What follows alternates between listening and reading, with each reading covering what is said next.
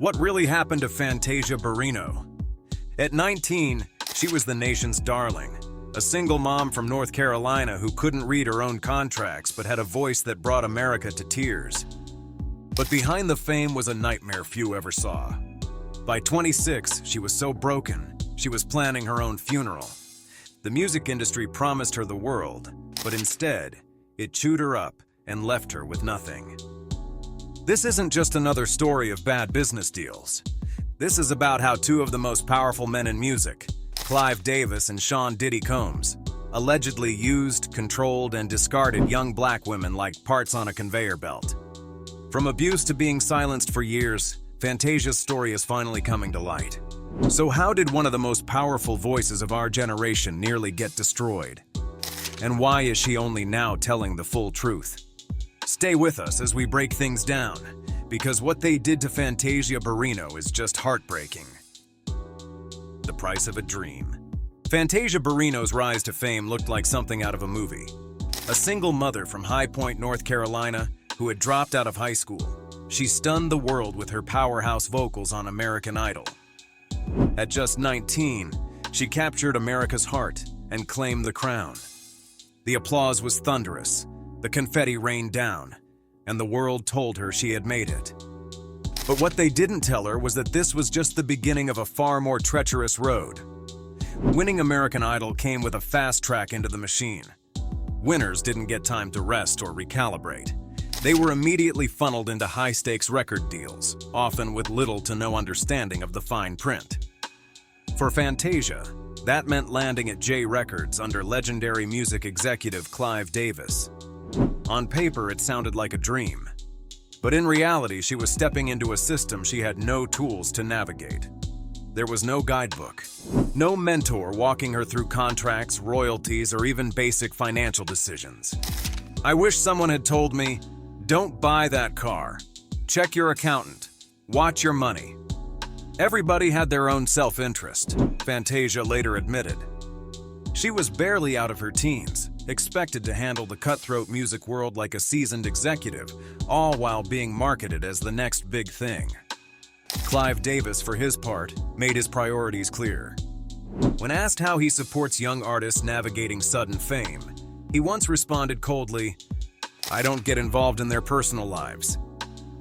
That kind of detachment wasn't just careless, it was dangerous. Fantasia said she didn't feel protected or advised, just exploited.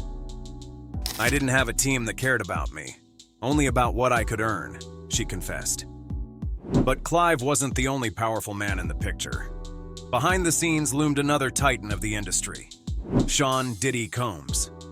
While not directly tied to Fantasia's contract, Diddy's reputation and influence were deeply woven into the same culture that surrounded her. In recent months, former Danity Kane member Dawn Richards shared chilling courtroom testimony about her time under Diddy's management at Bad Boy Records. She recalled being told, "He said you could go missing, that we could die." That wasn't hyperbole. That was her interpretation of a very real threat. According to Richard, disobedience came with life or death consequences, and she believed it. So when we look at Fantasia's spiral, her loss of money, her emotional breakdown, her attempted escape from life itself, it's no longer just a personal tragedy. It's a case study in how the system fails its stars. A lot of artists, we smile, we come out, we put on a good show. But in real life, some of them are struggling. Fantasia later revealed, "I lost everything, twice." Her descent wasn't just financial, it was spiritual, it was emotional. "Everybody who started with me, they were gone. Nobody helped me clean it up. I had to do it by myself," she said. The silence and abandonment she endured echoes the stories of other artists tied to Clive Davis's empire, many of whom didn't survive the chaos. Now, as Diddy faces federal scrutiny and Clive's old alliances return to the spotlight, Fantasia's story is finally being re-examined. Was she simply a rising star who hit hard times? Or was she one of the lucky few who made it out alive to finally speak her truth? How the industry exploited Fantasia's innocence and silenced her truth. Fantasia Barrino didn't just step into the music industry young. She walked in unarmed. Fresh off her American Idol win, she found herself thrust into a whirlwind of fame, endorsements, tours, and meetings with people whose job titles she barely understood. There were no mentors, no trusted advisors, and no one to sit her down and break down what a contract really meant. "Everything is so fast," she recalled. "They bring somebody in and say, 'Okay, this is your accountant,' and you just go with it." That naivety wasn't a flaw. It was exactly what predators in the industry were banking on. Even before the ink dried on her record deal, the vultures were circling. The first lawsuit that hit her didn't come from a stranger. It came from her own father. In a shocking betrayal, he sued her for defamation over her memoir, using the court system not to defend his name, but to squeeze money out of his daughter's pain. Instead of shielding her, the man who should have been her strongest protector became one of her earliest legal battles. Then came the industry politics. Her debut album, Free Yourself under J Records, was a triumph. Platinum sales, Grammy nominations, and glowing reviews. But success in the music business is never just about talent. It's about staying marketable, staying new, and staying compliant. When her second album didn't hit the same commercial highs, the same executives who once championed her success began pulling away. Suddenly, she wasn't a rising star. She was a fading brand. The money disappeared. Twice. And it wasn't due to bad budgeting. As Fantasia later realized, that's not bad luck, that's systematic theft. But the industry didn't just rob her financially, it tried to rewrite her story. They wanted the sanitized version, the humble girl from North Carolina who made it big. But they didn't want the whole truth. They didn't want her speaking openly about being illiterate when she signed her contracts. They didn't want her referencing being exploited. And they definitely didn't want her acknowledging the spiritual weight she carried as a gospel-rooted black woman in an industry that thrives on control. When she refused to play the PR game, they found other ways to silence her. Radio said my songs were too gospel for R&B. My videos were shelved for being too real. Requests for interviews stopped coming in. The message was clear: stick to the script or disappear. And when you're a young black woman in an industry dominated by older white executives, disappearance isn't a threat. It's a standard practice. Fantasia's refusal to be molded led to more than just career sabotage. It led to psychological warfare. They didn't just want her sound, they wanted her silence. And if that meant breaking her spirit to get it, so be it. When she was cast as Celie in The Color Purple, both in the 2007 Broadway production and again in the 2023 film, it wasn't just acting, it was reliving. Celie's story, a girl exploited, silenced, discarded, was painfully close to home. Her walk is not an easy walk, and my life was so much like Celie's, Fantasia said. During Broadway, she'd go home carrying that trauma every night, unable to shake it off until Taraji P. Henson taught her how to emotionally decompress. She wasn't just stepping into character, she was dragging years of unprocessed pain with her. And the tragedy is that her story is not unique. The parallels between Fantasia and Whitney Houston are haunting. Both were molded by Clive Davis. Both emerged from gospel roots. Both were young, raw, and full of promise. And both were consumed by an industry that didn't care if they drowned. "Everybody who started with me is gone," Fantasia once said. It wasn't poetic, it was the cold, hard truth. And somehow she survived, but not without scars. The closet, the pills, and the silence that almost killed her. On August 9th, 2010, the headline screamed scandal. Fantasia Barrino, American Idol winner turned R&B powerhouse, had been hospitalized in what was reported as an attempt to end things on her own. But the tabloid chaos that followed missed the real story, the one quietly unraveling behind closed doors. Long before paparazzi camped outside her home, long before bloggers tore her apart over an alleged affair, Fantasia had been slowly disappearing right in front of everyone's eyes, and no one noticed. Her team had gone silent. The label executives who once courted her with promises of stardom had vanished. Her family didn't know what to say.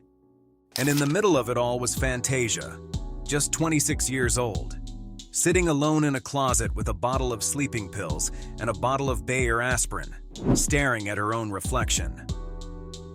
"I didn't care if I woke up," she later confessed.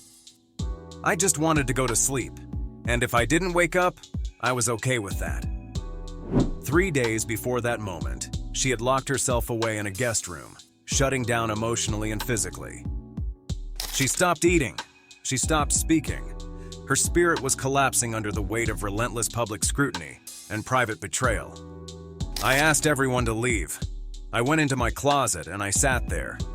I looked in the mirror and I just sat for hours," she recalled. At the time, the media had zeroed in on rumors of her affair with a married man, treating her pain like clickbait. But that scandal was only the spark.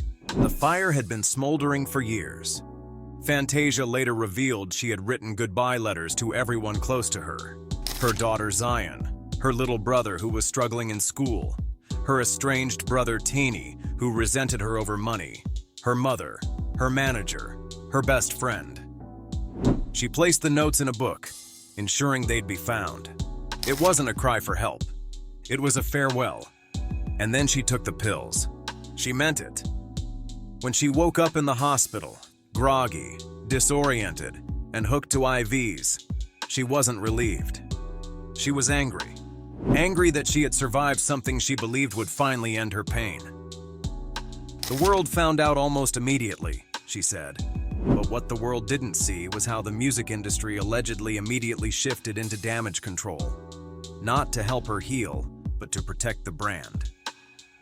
"There was always a plan to fix the public image, but never to fix the person," Fantasia said. "That's the machine Clive Davis allegedly built.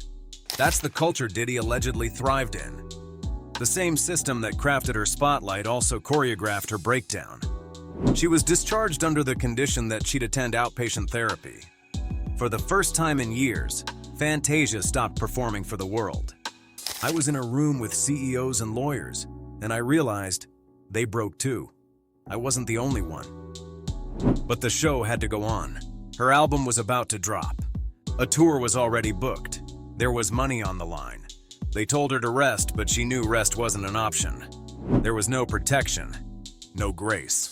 Just a countdown to the next dollar. And no one ever stopped to ask if she was okay. Fantasia's attempt wasn't just a personal rock bottom. It was a product of a system that strips artists, especially black women, of their humanity in exchange for profit. And now, with names like Diddy facing federal scrutiny, what happened to Fantasia is no longer being dismissed as a footnote.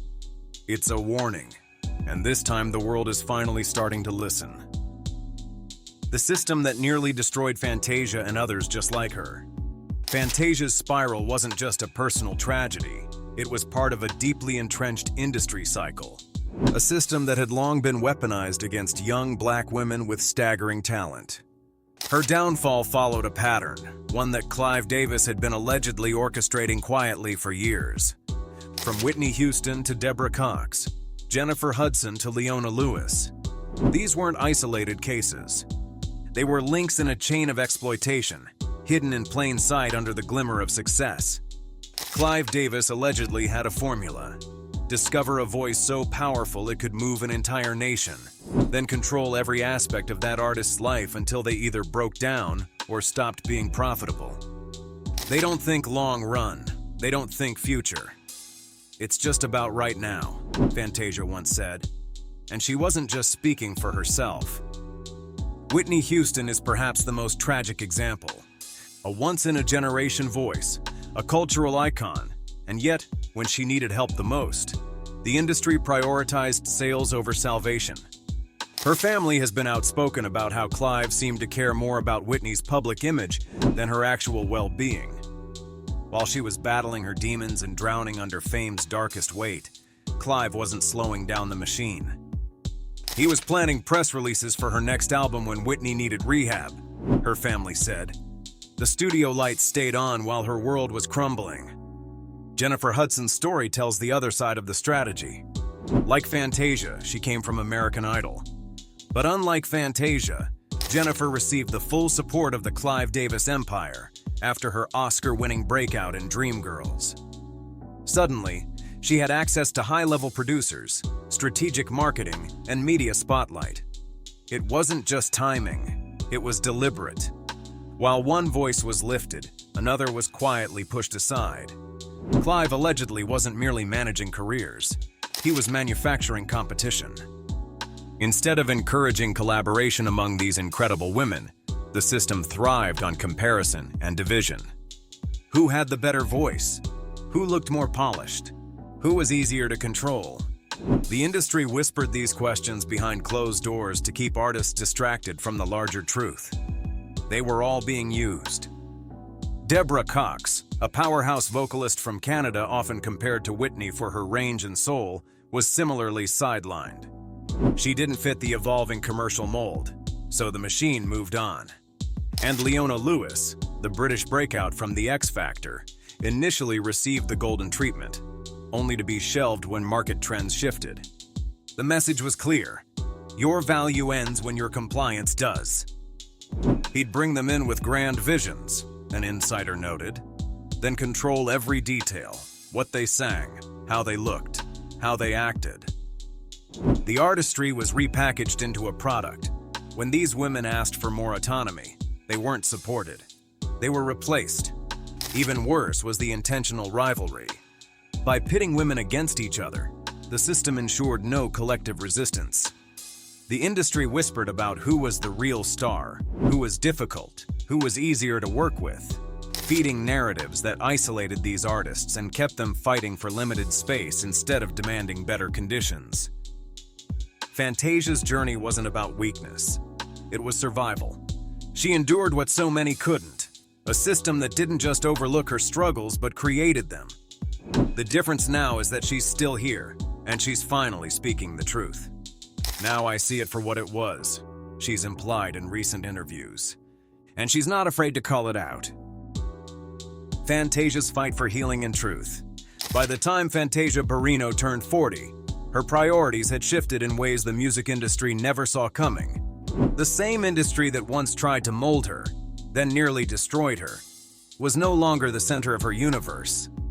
She wasn't chasing chart-topping singles or the approval of music executives anymore. She wasn't performing to survive or to stay relevant. Instead, she was chasing something far more sacred: peace of mind. And for the first time in years, maybe even for the first time ever, she was finally able to speak her truth without trembling. No more fear.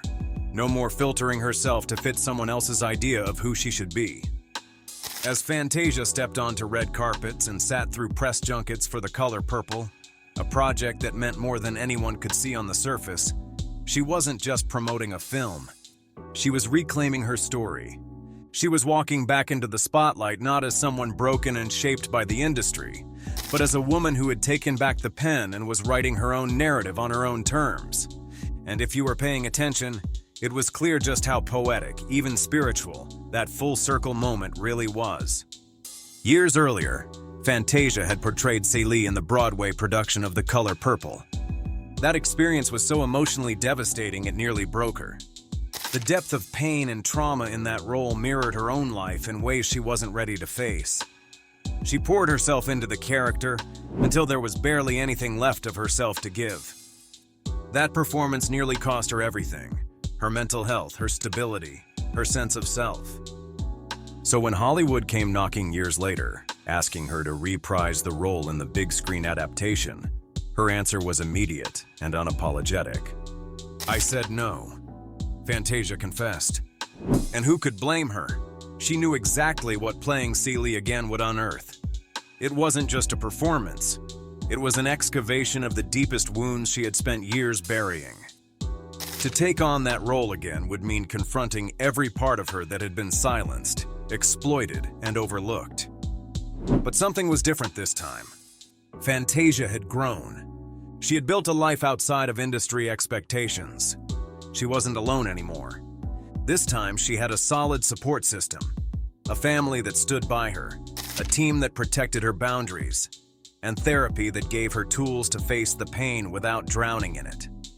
Most importantly, she had herself. She had found the strength to say yes, not because someone told her to, but because she was ready. This wasn't about a paycheck or proving herself to Hollywood. It was about reclaiming the very role that once almost destroyed her and flipping the narrative. Now that I'm older and I'm wiser, I'm taking it in as all three. All right? I love a different pocket, different place, she said, with a clarity that only comes from survival. When asked if this marked her comeback, Fantasia didn't flinch. "This ain't a comeback," she said straight from the chest. "This is a come up." She had never truly left the scene. She had simply been doing the hard work of healing, quietly, away from the flashing lights. And now she was ready to shine again, but on her terms. The survivor they couldn't silence. Fantasia never had to point fingers. Her scars told the story for her. In an industry that loves to profit from pain and then discard the wounded, she became the exception. By 2025, as lawsuits piled up against Sean "Diddy" Combs and Clive Davis's name resurfaced in conversations about manipulation, exploitation, and abuse of power, Fantasia's quiet endurance suddenly held new meaning. She had been one of the first, one of the earliest and most visible examples of a young black woman chewed up by the music machine. And yet, she made it out. Not because someone saved her, but because no one did. Fantasia didn't just walk away from the wreckage. They left her in a crater, stripped of agency, dignity, and direction. And she didn't just climb out, she crawled. Piece by painful piece, she stitched herself back together. She learned to cook her own meals, drive herself to appointments, manage her own finances. And she did it all quietly. "Not because I wanted to prove something," she explained, "but because there was nobody left to do it for me." This wasn't a PR moment. It was survival, raw and unfiltered. The industry had bet against her. They'd seen too many like her before. Young, gifted, vulnerable, and unprotected. They expected the worst. An addiction spiral, a suicide headline, maybe a final tragic Instagram post that would trend for 48 hours before fading away. They were prepared for that script. What they weren't prepared for was Fantasia rewriting it. She didn't just survive, she bore witness. She watched the same machine that nearly chewed her up get dragged piece by piece into public scrutiny in federal court. She watched the untouchables, the executives, moguls, and mentors who had once been revered, get exposed. And she didn't flinch. Even more powerful, Fantasia watched a new generation begin to ask questions the industry wasn't ready for. These young artists were no longer eager to be discovered at any cost. They were asking about publishing rights, about advance payments, about masters. They were refusing to be silenced or owned. And part of that rebellion, the courage to speak up, to question, stemmed from seeing someone like Fantasia stand tall, even after everything. She never sought revenge. She didn't need to. Her existence was enough. She didn't need to name names. Her story echoed louder than any expose. Her very presence, grounded and unafraid, was its own kind of justice. Her life is the proof, as one fan put it. Her music, her grit, her unwavering faith, all of it testified to something bigger than a comeback. It testified to a kind of rebirth. Fantasia Barrino isn't just a survivor. She's a mirror held up to the industry, a living, breathing reminder that some voices can't be silenced, that some flames burn brighter after the storm. And for every artist who has ever been chewed up, thrown away, or made to feel small, she stands as proof that survival isn't just possible. It can be powerful. She wasn't supposed to make it, but she did. And now she's singing, not for awards or applause, but for her own liberation, for the healing of every broken girl watching. Fantasia's story is a powerful reminder that survival is revolutionary, and so is telling the truth. If her journey moved you, don't just scroll past. Hit that like button to boost this video and help more people hear stories that matter. Subscribe to the channel for deep dives that go beyond the headlines and expose what the industry tries to hide. And don't forget to turn on notifications so you never miss a single upload. We're building a space where voices like Fantasia's aren't just heard, they're amplified. Leave a comment below. What part of her journey hit you the hardest? We want to hear from you. Your thoughts, your stories, and your voice are part of this movement too. And finally, share this video with someone who needs to be reminded that strength, truth, and healing are possible. Let's keep the conversation going and stand up for every voice they tried to silence. Thanks for watching and see you next time.